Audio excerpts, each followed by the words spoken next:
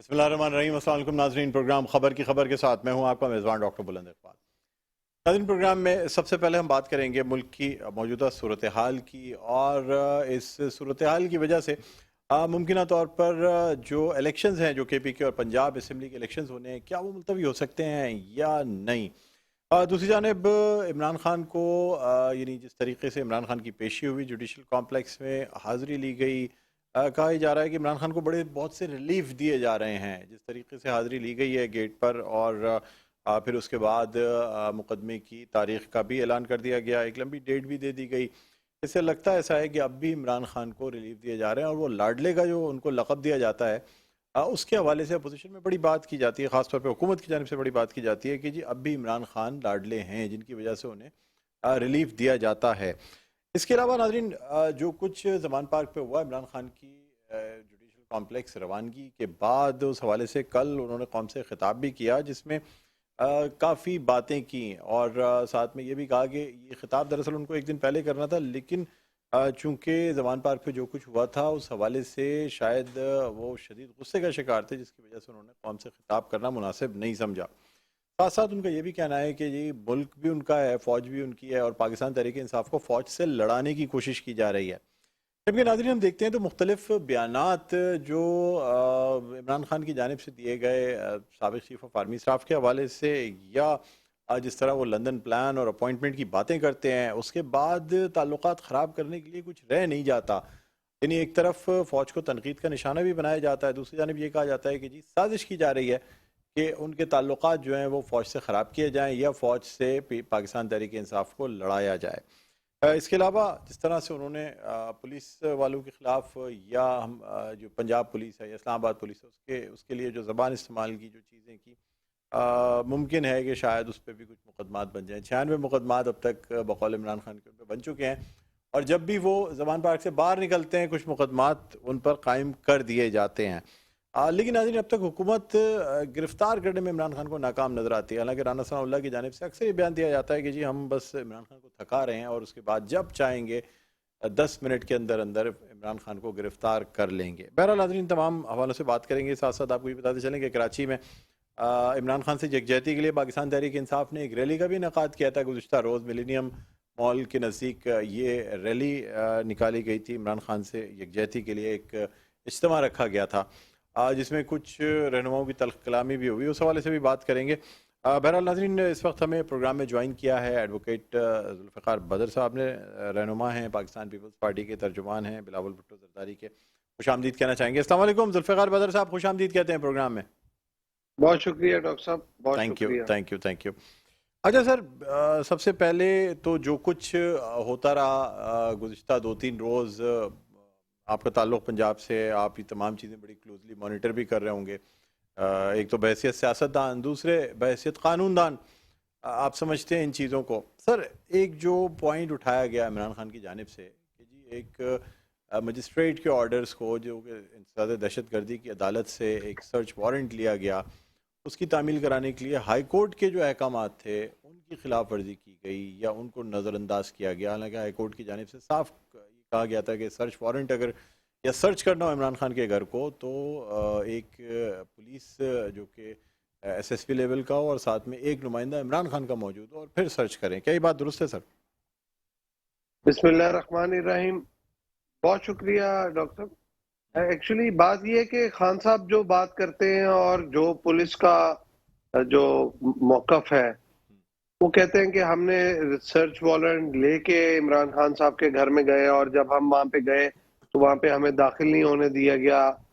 देखिए, ये तो एक एक्स्ट्रा ऑर्डिनरी मामला था, और जो भी कहानी थी, आपको पता है सियासत में जब दो पार्टियां एक दूसरे के हेड ऑन हुई हो तो वो फिर किसी भी हद तक जा सकती हैं। हम्म। असल मामला ये था कि खान साहब जो इस हद तक आ गए थे कि उनको एक इस्लामाबाद की कोर्ट ने तोशाखाना के रेफरेंस में सर्विस नोटिस सर्व करवाना था, और वो इमरान खान साहब ने सर्व नहीं होने दिया, और उसके ऊपर इतना हंगामा खड़ा किया। अगर वो नोटिस सर्व करवा दिया जाता और वो रिसीव कर लेते तो मैं नहीं समझता मामला लंबा होना था। देखिए, ये जो मैटर है ना, ये मैटर ऑफ फर्दर इन्वेस्टिगेशन है। ये मामला कानून में जाएगा, कोर्ट में जाएगा, कोर्ट दोनों साइडों की बात सुनेगी, उसके बाद मौकफ आएगा। बट असल मामला ये है कि जो एक्शन मौके पे हो गया वही एक्शन होता है। और वहां पे खान साहब के घर के अंदर पुलिस गई और जाके उन्होंने बरामदगी की। 7 राइफलें थी, 9 थी, मौके पे कितनी पकड़ी गई, पेट्रोल बम पकड़ा गया, नहीं पकड़ा गया, क्या हुआ क्या नहीं हुआ। खान साहब की तरफ से मौकफ था कि जी मेरी अहलिया के लिए और कोई नहीं, वहां पे जाहिर बात है कोई और मुलाजिम होंगे। ये सारी चीजें हमने मार्शल के दौर में देखी हैं।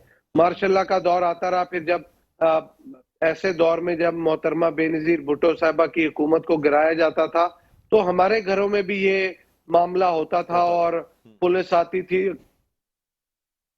इकट्ठे 200-200 लोग इकट्ठे आ जाते थे और एक एक कोने कुतरे में एंटर होके चीजों को देखते थे।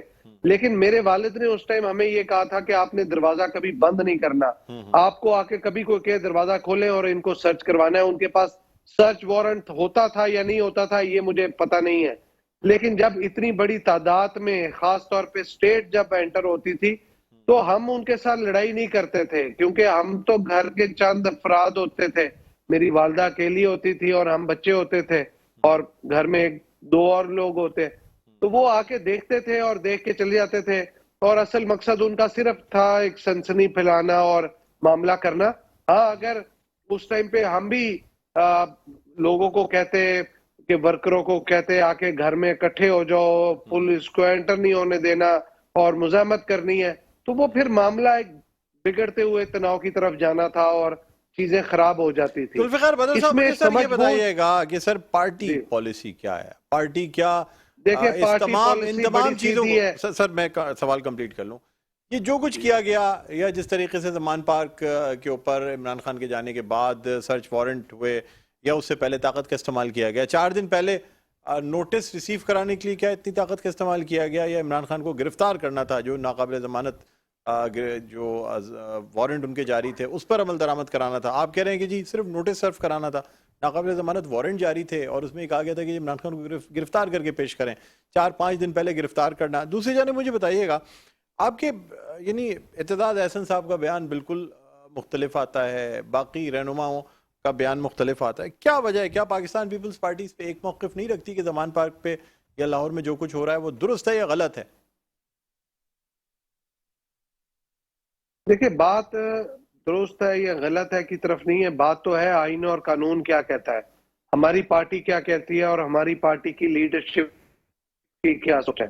हमारी पार्टी की लीडरशिप की बड़ी सीधी सोच है कि पॉलिटिकल विक्टिमाइजेशन नहीं होनी चाहिए और आइन और कानून के अंदर रह के दायरा कार का इख्तियार करना चाहिए और जो अदालतें कहती हैं अदालतों का एहतराम करना चाहिए। इस सारे मामले के अंदर कोई भी ओवर डूइंग करता है तो हमारी पार्टी उसको कभी सपोर्ट नहीं करती। ठीक। ये हमारी लीडरशिप की सोच है। हमारी लीडरशिप ने अदालतों और सोबतें बर्दाश्त की हैं, जेलों में गए हैं। जरदारी साहब कई साल जेल में रहे हैं। अभी पीछे रिसेंटली आप देखेंगे 2 साल पहले उनको नैब जब लेके गई घर से तो उनके बच्चों ने बड़ी खुशी खुशी रुखसत किया, क्योंकि कोई तनाव नहीं था कि एक हुकूमती इदारा है वो उनको लेके जाना चाहता था तो ले गए, इन्वेस्टिगेट किया, कुछ नहीं निकला, छोड़ दिया। असल बात यह है कि यहाँ पे पॉलिटिकल मेच्योरिटी की जरूरत है। एक सियासी लीडर जब उस पे इतने ज्यादा केस बनते हैं तो वो केस सच्चे हैं या झूठे हैं, you have to face the music for once. आप कुछ अरसा तो बर्दाश्त करें, आप देखें उसमें से क्या निकलता है। अगर सच्चे होंगे तो आपको सजा हो जाएगी, अगर सच्चे नहीं होंगे तो आप बरी हो जाएंगे, बाहर निकल आएंगे, आपको मजीद अवाम की सपोर्ट मिल जाएगी। ठीक ठीक। अच्छा सर, जुल्फिकार बदर साहब, आप मेरे साथ को आप एजेंसियों को बीच में तनाव डाल के लेके चले तो ये अच्छा नहीं है। ठीक है सर, आप मेरे साथ मौजूद है, अभी हमें ज्वाइन किया है रहनुमा पाकिस्तान तहरीक इंसाफ फिरदौस शमीम नकवी ने, हम उनको भी खुशामदीद करना चाहेंगे। अस्सलाम वालेकुम फिरदौस भाई, खुशामदीद कहते हैं प्रोग्राम में। सर क्या हाल है, खैरियत से आप? बहुत शुक्रिया, प्रोग्राम के लिए वक्त निकाला आपने।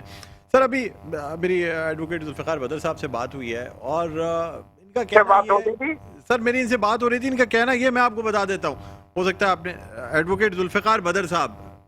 अच्छा जी जी, इनका कहना ये है कि जी देखें, ये गो के मार्शल्लाह में चीज़ें देखते रहे हैं कि जिस तरीके से घरों पे सर्च किया जाता है, वारंट होते हैं, यही तमाम चीज़ें, फोर्स का इस्तेमाल किया जाता है। कहते हैं जी वो तमाम चीजें अपनी जगह हैं, लेकिन इसके अगेंस्ट जब ताकत का इस्तेमाल किया जाता है रियासत के खिलाफ तो फिर हालात ख़राब होते हैं। फिर ये तमाम चीज़ें देखने में आती हैं। और जिस तरीके से ज़मान पार्क के ऊपर मज़ाहिमत की गई, अगर मज़ाहिमत ना की जाती तो कुछ नहीं होता। नोटिस सर्व कराना था, नोटिस सर्व करा के वापस आ जाते, पुलिस अपने अपने मतलब दफ्तरों को चली जाती, बात ख़त्म हो जाती। क्या कहते हैं आप? दूसरी चीज ये है, क्या रियासत ने अपना जो किरदार अदा किया वो कानूनी तरीके से किया, या रियासत जो है, जो कुछ मैंने देखा कि जिस तरह घर के अंदर दाखिल हुए, किस घर के अंदर ये होता है कि डोजर लाए जाए, एक्सकवेटर लाए जाए, उसे पूरा दरवाजा उखाड़ के बाहर फेंक दिया जाए, जो अंदर मुलाजिम हो, नहत्ते हो, उन लॉन में जो से पीटते हुए पूरे लॉन में घूम रहे हो, बेचारे भाग रहे हो इधर। इमरान खान के घर में उसके बेटे की बनाई तस्वीरों को दीवार से उतार के उसको फ्रेमों से निकाल के पहले क्या ढूंढ रहे थे। ये कोई किरदार है? ठीक है, हम अब नहीं है, अब हमने फैसला किया है, अगर पुलिस कानून की हद में रह के काम करेगी हम हर ताउन करेंगे। पुलिस कानून के हद से बाहर निकलेगी तो कम वोट में हम लेकिन फिरदौस भाई देखें, बात यह है कि ये चीज़ें फिर हेट स्पीच में आ जाती हैं। अच्छा, मैंने कल आपकी जो इज्तिमा था यकजहती के लिए उसमें भी देखा कि आपको जो है आफ्ताब साहब ने ये बोलने से रोका कि आप किसी पैगाम का इंतजार ना करें, और लग ऐसा रहा था कि आप कुछ कहने जा रहे थे जो आप अभी ये बात कर रहे हैं कि जी पुलिस अगर ना करेगी तो फिर हम ये करेंगे।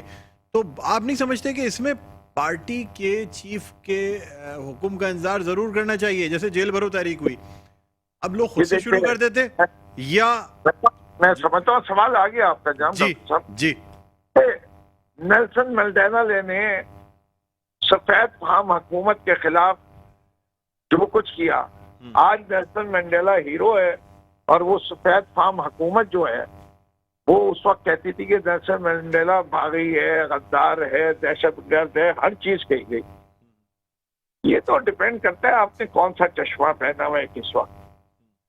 हमारे लिहाज से अगर आप अपनी कौम की तरक्की के लिए बात कर रहे हैं, असूलों की बात कर रहे हैं, इमरान खान इज रिफॉर्मर, वो मोटिवेटर है, रिफॉर्मर है, वो फिलैंथ्रोपिस्ट है, वो हीरो है, वो उसका मुकाबला बाकी ये चूहों से क्या करना। नहीं सर, मेरा सवाल अभी भी वही है कि देखें जो डायरेक्टिव्स हैं, जो लाएअमल है, वो तो पार्टी चीफ की जानिब से जब तक ये पैगाम नहीं आता उस वक्त तक अगर तमाम रहनुमा अपनी अपनी तरफ से ये डिसीजन लेने शुरू हो जाएंगे कि उन्हें पुलिस के खिलाफ एक्शन करना है, मज़ाहिमत करनी है, रियासत के खिलाफ खड़े होना है, तो फिर तो सर बात गलत एनआरकी की तरफ जाएगी ना। Very simple, it's very simple. आज जब इस कौम ने नहीं खड़ी हुई थी तो 4 दफा इस मुल्क के आईन को रद्दी कागज बना दिया था किसी ने। पॉपुलरली इलेक्टेड ये जो रिट कायम करने जा रहे हैं ना मोहसिन नकवी साहब, कि आज बड़े तकब्बुर से कह रहे थे मैं स्टेट की रेट कायम करूंगा, यही स्टेट की रेट या खान ने कायम करने की कोशिश की थी इस पाकिस्तान में। अवाम के सामने रेट नहीं कायम की जाती, अवाम फिर अवाम का फैसला होता है। ठीक, उसके साथ आपको अदल के साथ काम लेना पड़ता है, इंसाफ के साथ काम लेना पड़ता है। जुल्म हद से ज्यादा बढ़ेगा तो बगावत आती है। लोगों को अगर इदारों पे से एतबार उठ जाए, पुलिस हमारी है, पुलिस अगर हिंदुस्तानी पुलिस बन के पाकिस्तानियों पे बरसेगी और इसमें वही किरदार अदा किया जाएगा जैसे कश्मीर के नहत्ते मुसलमानों पे हो रहा है या फलस्तीन में इसराइली कर रहे हैं, तो फिर वो पाकिस्तानी पुलिस नहीं कहलाएगी। पुलिस वो तो देखें सर, पुलिस की हाई कमान जो फैसला करती है, पुलिस उसको उस हाई कमान के फैसले को अपनी एक डिसिप्लिन के तौर पे, चाहे वो कोई फोर्स हो, पुलिस हो, ये तमाम चीज़ें हाई कमान के फैसले माने जाते हैं और जिस तरीके से उनको डायरेक्टिव्स मिल रही होती हैं, इसमें पुलिस वालों को कसूरवार ठहराना या उनके खिलाफ नफरत पैदा करना, मैं तो समझता हूँ कि जिस तरीके से उनको अहकामात मिलते हैं वो उसको बजा लाते हैं। नहीं सॉरी सर, हर आदमी ने एक अहद लिया हुआ है कि मैं पाकिस्तान के आइन की पासदारी करूंगा, मैं कानून के मुताबिक चलूंगा, मुझे अगर कोई गैर कानून, मैं किसी पुलिस वाले से कहूंगा गोली मार दो इस शख्स को, वो क्यों मारेगा गोली? उसको इजाजत ही नहीं है गोली मारने की। अच्छा, उसको मुझे कर- आप सर, मैं आपसे एक और बात भी जानना चाहूँगा। कल सोशल मीडिया पे और सारे टीवी चैनल्स पे काफ़ी चलता रहा, आप कुछ इस तरह स्टेज पे आपसे माइक लिया गया था। अब मैं चाहूँगा आप क्लैरिफाई कर दें, क्या वजह थी सर? क्या आफ्ताब भाई ने क्या बोला आपसे, क्यों माइक लिया गया आपसे? देखिए, मेरा और आसाम का जो मसला है वो आम पब्लिक का नहीं है। इस वक्त मेरी पार्टी एक ऐसी जद्दोजहद में है कि मैं इस मौजू को मीडिया पे डिस्कस ही नहीं करूंगा। तो सर, ये पर्सनल मसले की वजह से माइक लिया था? आपके कहने का मतलब यह है कि ये सियासी मसला नहीं था? सवाल मुझसे किसी तरह से भी घुमा के पूछे, this is not a matter which I will discuss on TV.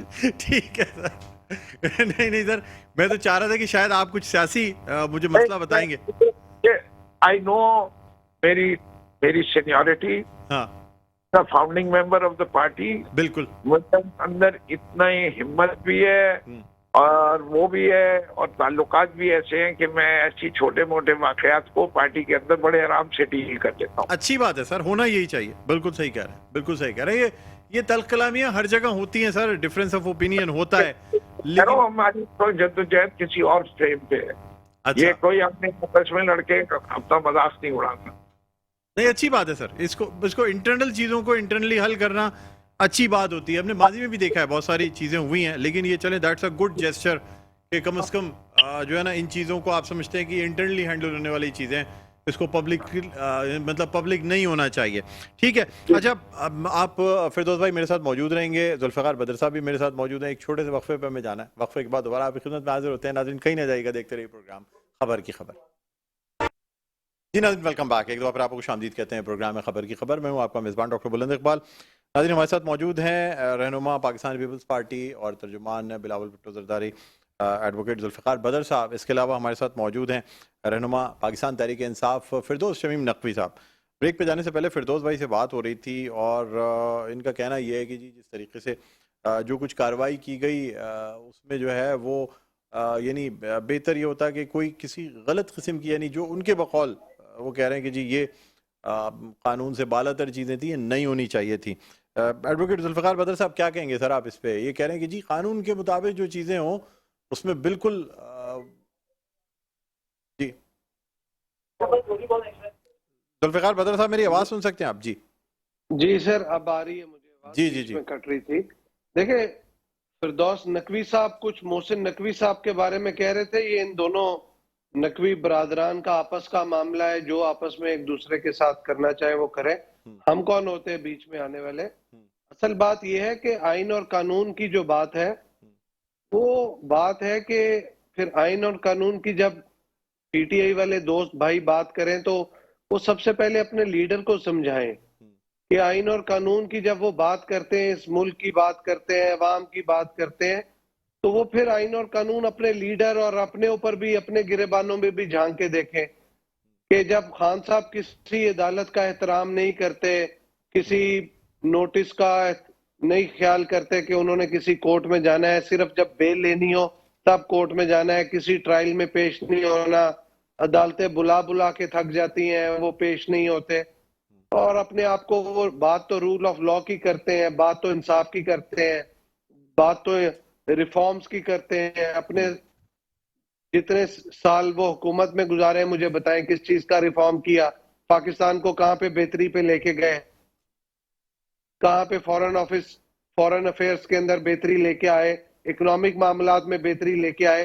वो तो 10 साल पहले 10 माह शुरू में कहते थे हम कशकोल नहीं उठाएंगे, फिर 10 माह बाद जब वो गए हैं आईएमएफ के पास, तो आज ये हुकूमत भी उस चीज को भुगत रही है और अवाम भी का भी कोई पुरसाने हाल नहीं।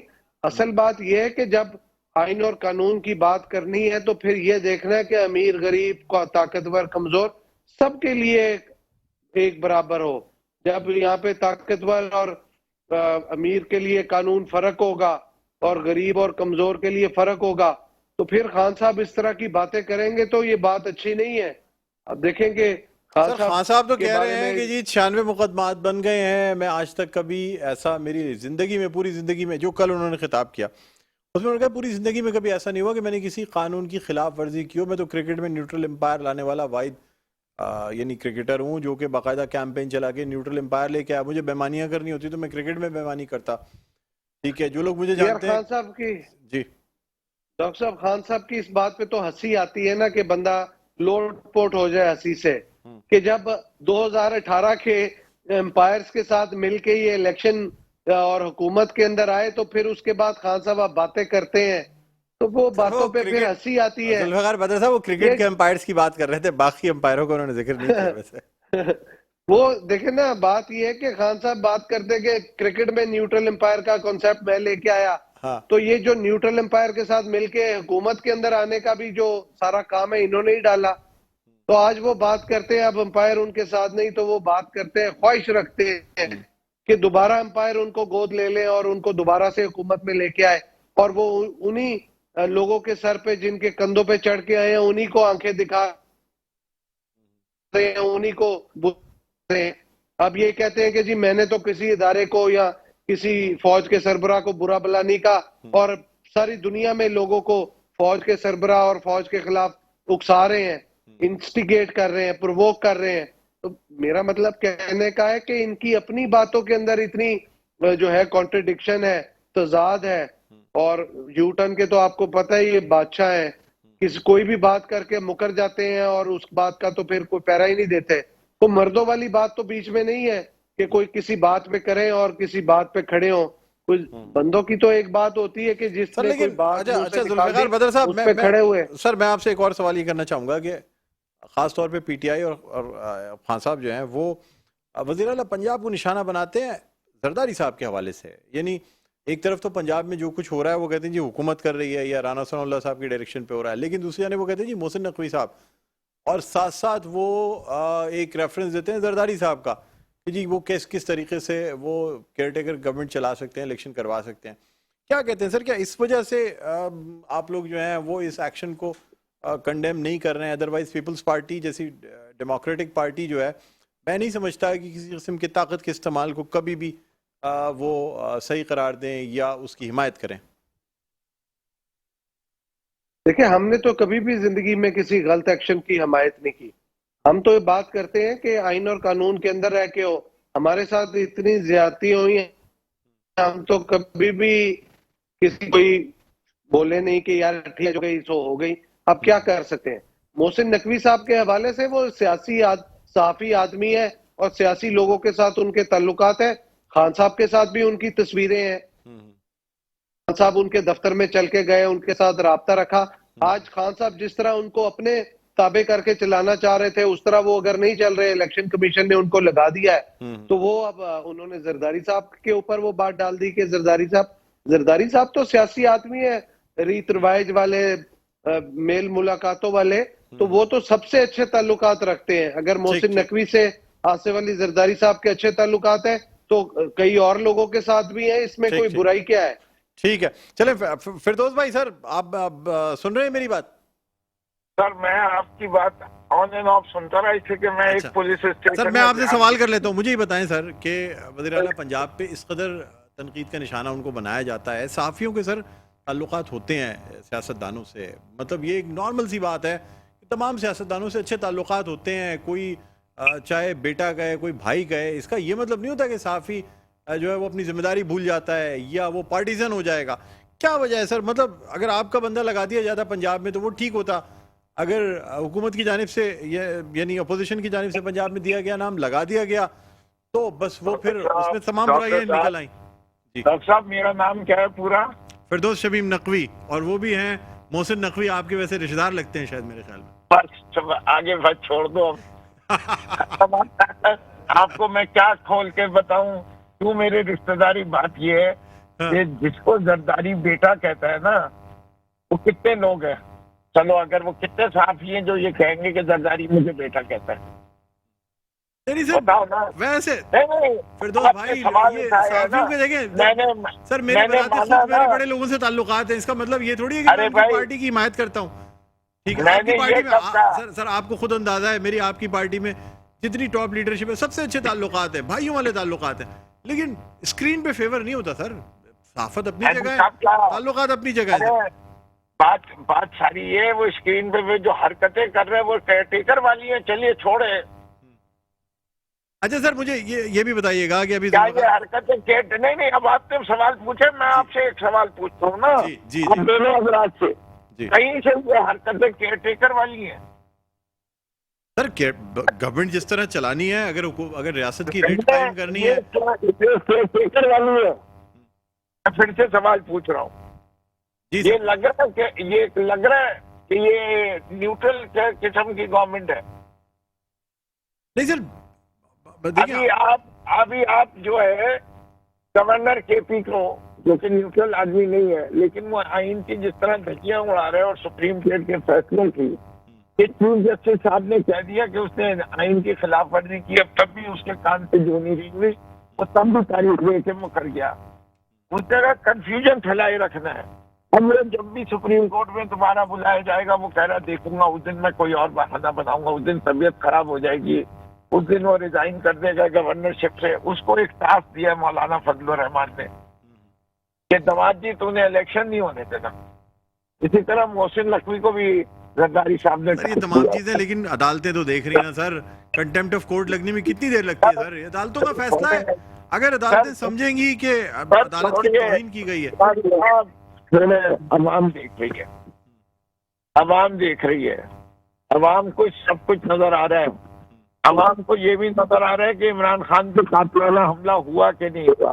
इमरान को ये भी नजर आ रहा है कि FIR काटने में क्यों हिचकिचा रही है, क्यों जर्नलों के जब नाम आ जाते तो काफी डालने लगती है।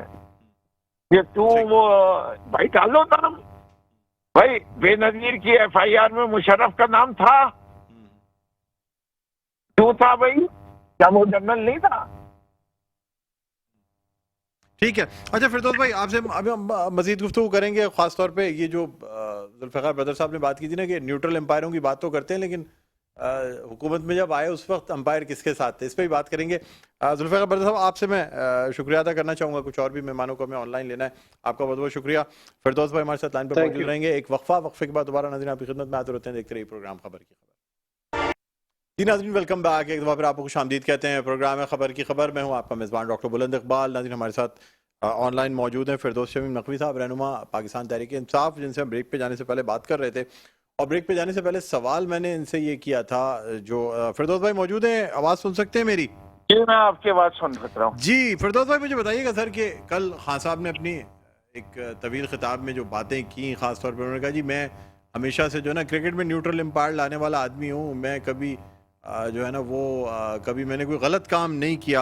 अभी जुल्फ़िकार बदर साहब कह रहे थे कि जी बात न्यूट्रल एम्पायर की करते हैं, लेकिन जब हुकूमत में आए तो एम्पायरों के साथ मिल के हुकूमत में आए, और इस बात का एतराफ़ भी किया खान साहब ने कि जी मेरे तो बड़े अच्छे ताल्लुकात थे, हम तो बहुत अच्छी तरह सपोर्ट में चल रहे थे। दो मुख्तलिफ बातें हैं जी, मुख्तलिफ बातें ये हैं कि जो इंतखाब जीते वो मिलके जीते, और दूसरी बात ये कि हुकूमत जो है वो फौज के साथ मिलके चलाने की कोशिश की। इंतखाबात में हमने कोई ऐसी बात नहीं की। अगर ऐसी बात की होती और ये सब किया होता तो एक डिजाइन गवर्नमेंट आती नवाज शरीफ की 2/3 की तरह, फिर हम भी कहते कि जियाउल्लक मेरा बाप था, हम भी जो है डीलें बना रहे होते कयानी से और बाकी लोगों से। ये बेनजीर की जब शहादत हुई थी, जितना वोट उस वक्त पड़ा था उससे ज्यादा वोट सिंध में क्यों कैसे पड़ गया? विद ऑल दैट परफॉर्मेंस, तो हाथ तो इन्हीं ने मिलाए हुए हैं। जिसको ये परफॉर्मेंस कहते हैं वो जाके सिंध की गली कूचों में देखे, तो देही में देख लें, शहरी इलाकों में देख लें, कहीं हुकूमत जैसी चीज कोई नजर आती है? कोई तरक्की नजर आती है?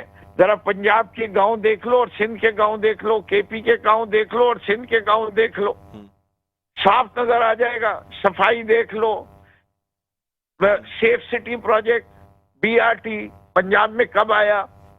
पहले लाहौर, फिर इस्लामाबाद, फिर उसके बाद मुल्तान, और सिंध में कब आ रहा है? पेशावर के बाद भी। और किस शहर में आ रहा है? जो इस शहर की मुल्क की सबसे ज्यादा रेवेन्यू देता है। अच्छा, जो सिंध की 95% रेवेन्यू देता है जो शहर, और जरा कूड़े के उठने का हिसाब देख लो, शहर कराची का पानी देख लो, आधा पानी ये मिलता है जितनी इसकी आबादी है। ये लगता है इसमें ये इनको परफॉर्मेंस के ऊपर लोग वोट दे रहे हैं। ये एमक्यूएम की तरह खौफ के जरिए वोट हासिल कर रहे हैं, जुल्म करके वोट हासिल कर रहे हैं, धांधली करके वोट हासिल कर रहे हैं। ये वोटों को खरीदने वाले लोग हैं।